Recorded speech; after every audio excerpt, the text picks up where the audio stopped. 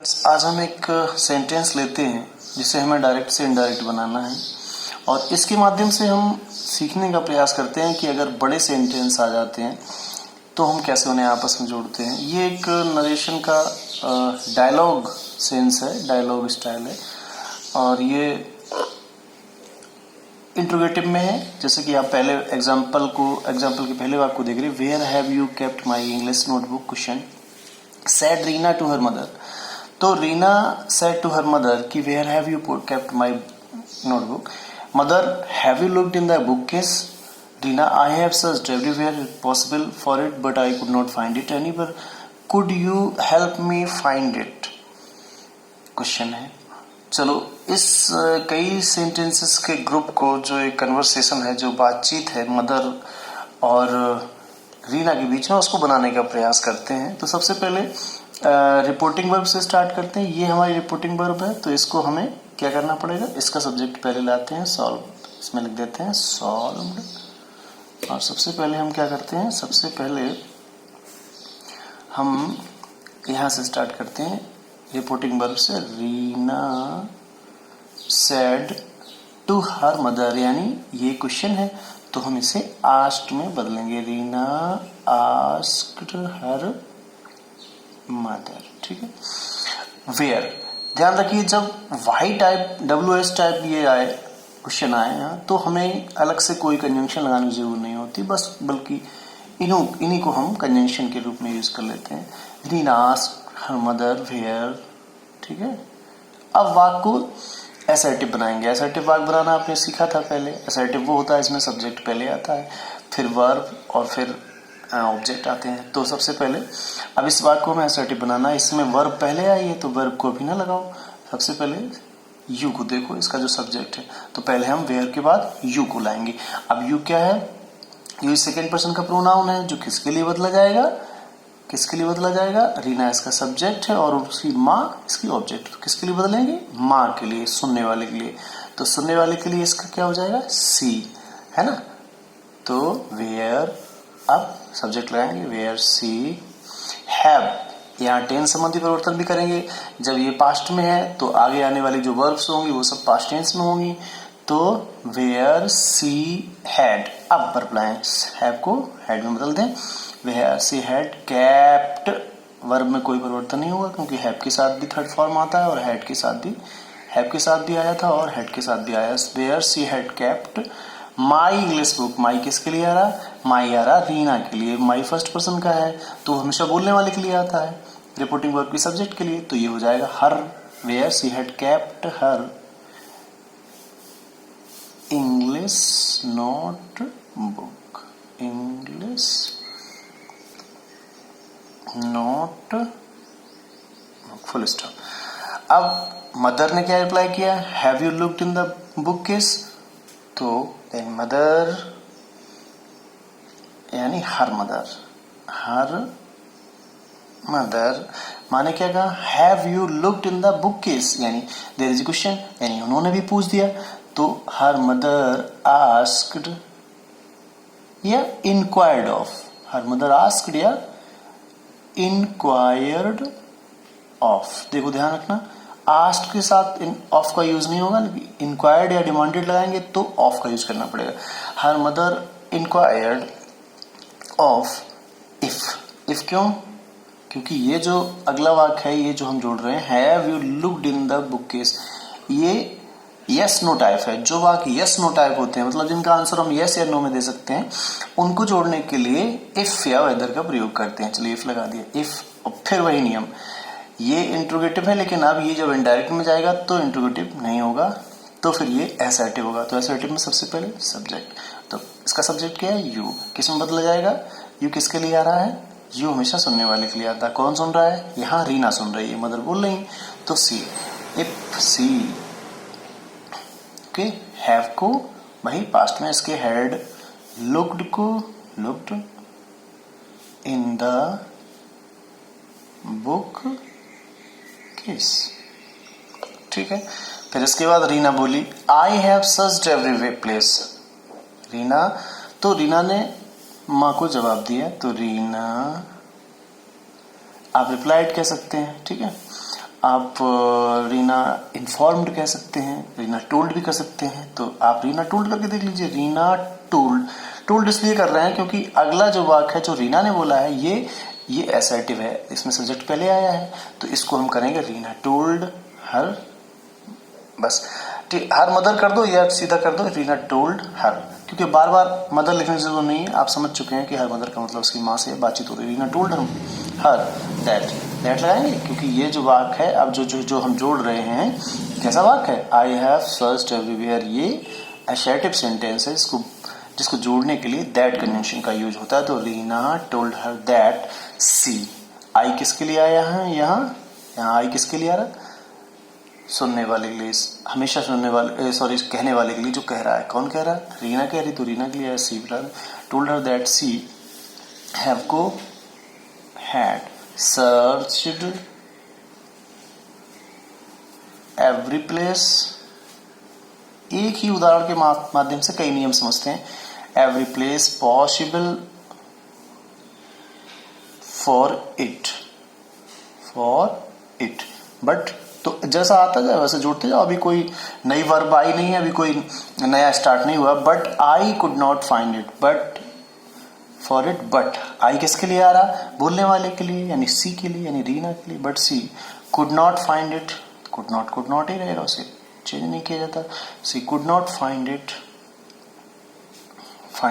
Any where. Now this is another new sentence, यहां से दूसरा सेंटेंस नया है। Could you help me find it, यानी रीना ने पहले तो उन्हें इन्फॉर्म किया कि उसने सब जगह ढूंढ लिया, और फिर उसने क्या कहा, फिर उसने एक नई बात कह दी। तो फिर उसने पूछा could you help me find it, तो सी यानी रीना आस्क्ड हर मदर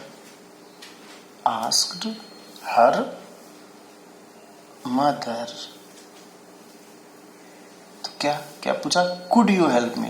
तो कैन कुड वाला जब आएगा ये भी यस नो टाइप है, तो यस नो टाइप जब साइक्रिया वाला आएगा तो हम इफ से जोड़ेंगे। हर mother if you help, if could you help, तो यहाँ कुड से कोई मतलब नहीं। सबसे पहले हम जो इंट्रोगेटिव सेंटेंसेस होते हैं उनको जोड़ते समय ध्यान रखते हैं, पहले हम सब्जेक्ट लाते हैं, फिर वर्ब लाते हैं, फिर मेन वर्ब लाते हैं। तो her mother if she you, क्या किसके लिए आ रहा है, यहाँ मदर के लिए, रीना बोल रही है तो मदर के लिए आया। तो इफ सी कुड को कुड ही रखते हैं, है ना, सब्जेक्ट आया और फिर वर्ब आई। If she could help me किसके लिए आया है, रीना के लिए, तो रीना के लिए मी क्या हो जाएगा, हर हो जाएगा।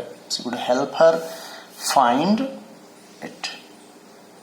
ओके, इस तरह से हमने देखा कि एक नजर डाल लेते हैं इस पूरे सेंटेंस पे कि दो लोगों की बातचीत थी, किसकी रीना और उसकी माँ की आपस में बातचीत थी। कई 2-3 सेंटेंसेस में बात हुई। पहला सेंटेंस जो था रीना ने पूछा था where have you kept my English book, इसमें एक क्वेश्चन था जो रीना ने पूछा था, उसका रिप्लाई उसकी माँ ने क्वेश्चन में ही दिया।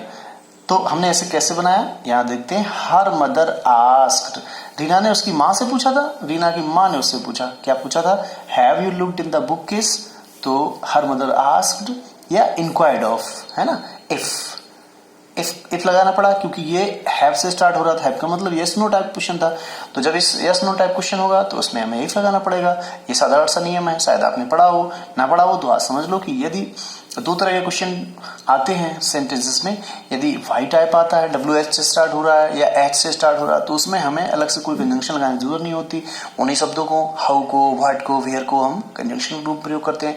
लेकिन यदि हमारा क्वेश्चन जो क्वेश्चन पूछा हो रहा है वो अगर यस नो टाइप है, यस नो टाइप का मतलब ये हुआ कि यदि उसका आंसर यस नो में आ सकता है, जैसे मदर ने पूछा था have you looked in the book किस, तो वो कह सकती थी यस या वो कह सकती थी नो।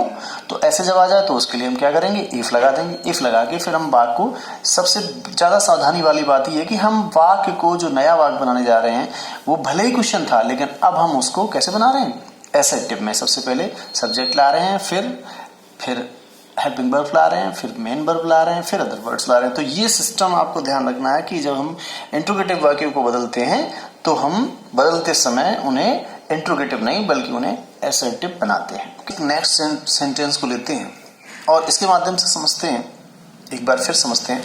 इसमें वर्षा और शॉपकीपर की बातचीत हो रही है। अब देखिए दो लोग हैं इसमें, वर्षा है और शॉपकीपर है। बातचीत हो रही है। वर्षा ने पूछा है कि do you have a laptop within the range of 25,000।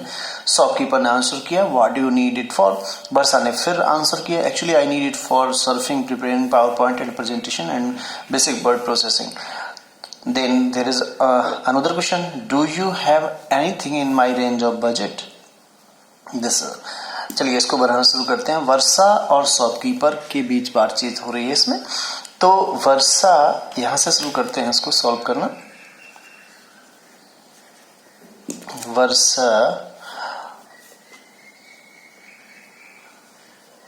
Said to को आस्क्ड में बदलेंगे क्योंकि यहाँ क्वेश्चन है। क्वेश्चन कैसा है? यस नो टाइप है। यस नो टाइप है यानी हेल्पिंग वर्ब से स्टार्ट है, तो यहाँ इफ से हम इसे जोड़ देंगे। वर्षा आस्क्ड, किससे पूछा उसने? शॉपकीपर से। वर्षा आस्क्ड शॉपकीपर। इफ का प्रयोग करेंगे, इन्वर्टेड कॉमास को हटा देंगे। पहले दोनों क्लॉज अलग थी, अब इनको जोड़ के हम एक बना रहे हैं। तो वर्षा आस्क्ड शॉपकीपर इफ यू। अब यहां सब इस वाक्य में डू पहले आया था और अब हम इस वाक्य में जब इसको बदलेंगे इनडायरेक्ट में तो डू पहले नहीं लाएंगे क्योंकि ये इंट्रोगेटिव है और इसको हम असर्टिव बना रहे हैं। जब इनडायरेक्ट बनाते हैं तो असर्टिव बनाते हैं। तो इफ यू किसके लिए आया? यू आया शॉपकीपर के लिए। हम शॉपकीपर को कोई लड़का मान लेते हैं, लड़का का मतलब ही हो गया।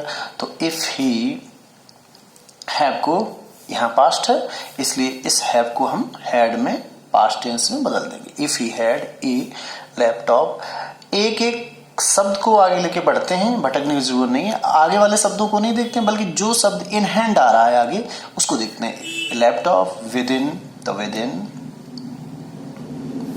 द रेंज, तो the range of 25,000 full stop. ठीक, यहां तक बात था। यहाँ क्वेश्चन मार्क था लेकिन अब हमने यहाँ फुल स्टॉप लगाया। क्यों? क्योंकि हमने इस नए वाक्य को क्वेश्चन नहीं बल्कि इस नए वाक्य को हमने यहाँ से असर्टिव बनाया था, इसीलिए फुल स्टॉप लगाया था। और ये वाक्य यहाँ से स्टार्ट हो रहा था, यहाँ पे ये वाक्य कैसा था? असर्टिव स्टार्टिंग थी इसलिए यहाँ पे फुल स्टॉप लगा हुआ।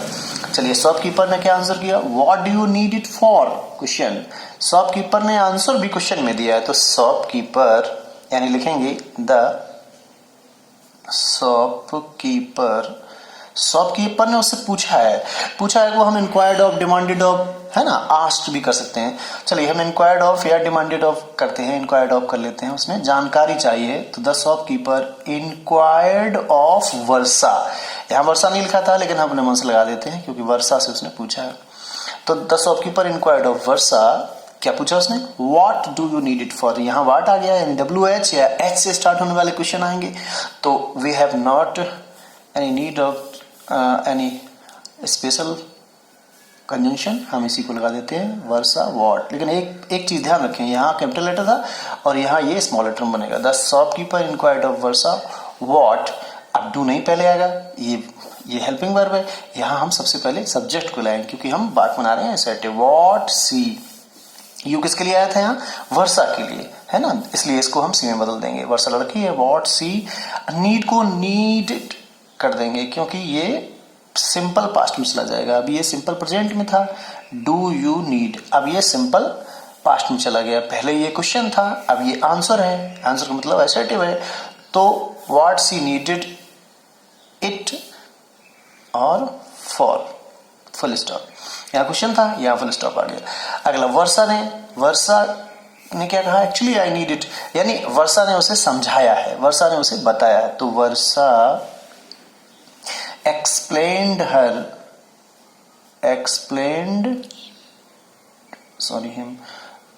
हिम। वर्षा ने उसे समझाया क्या? कि actually explained him that. Actually को आप रियल में बदल सकते हैं, नहीं तो लिख दीजिए एक्चुअली। दैट एक्चुअली सी, आप इसको सीधा बनाते जाएंगे दैट लगा के क्योंकि ये जो वाक्य है ये कैसा वाक्य है? ये असर्टिव सेंटेंस है इसलिए इसमें दैट का प्रयोग करके इसे हम बदलेंगे। एक्चुअली सी नीड को नीडेड कर देंगे। She needed it for net surfing, तो सर्फिंग नेट सर्फिंग, और जो भी आता जाए, preparing power point presentations and basic word processing.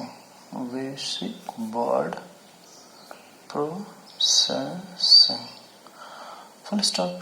यहाँ बेसिक वर्ड प्रोसेसिंग के बाद उसने फिर क्या कहा, do you have anything in my range of budget, है ना। और यहाँ पे उसने एक प्रश्न पूछा है, किसने, वर्षा ने शॉपकीपर से। तो फिर इसे फिर हमें करना पड़ेगा, सी आस्क्ड कर देते हैं इसे, या वर्षा आस्क्ड कर देते हैं इसे। Varsha asked the shopkeeper do you, यानी आ गया यस नो टाइप, तो यहाँ इफ लगाना पड़ेगा। इफ यू किसके लिए आया, ही के लिए। किसके ही के लिए, शॉपकीपर के लिए। इफ ही हैड, हैव को had, anything, if he had anything in my range, तो इन हर रेंज, माई किसके लिए आया, किसके लिए आ रहा माई यहाँ, वर्षा के लिए। इन हर रेंज ऑफ बजट, ठीक है। इस तरह से ये हमारा बन गया। Thank you. समझ रहे हैं कि अच्छे से आपने समझ लिया। एक बार फिर से देख लीजिए। वर्षा सेड टू द शॉपकीपर, वर्षा ने, यानी वर्षा और शॉपकीपर की बातचीत हो रही थी। वर्षा ने शॉपकीपर से पूछा था, do you have a laptop within the range of 25। तो हमने इसे कैसे बनाया, Varsha asked shopkeeper if he had a laptop within the range of 25,000।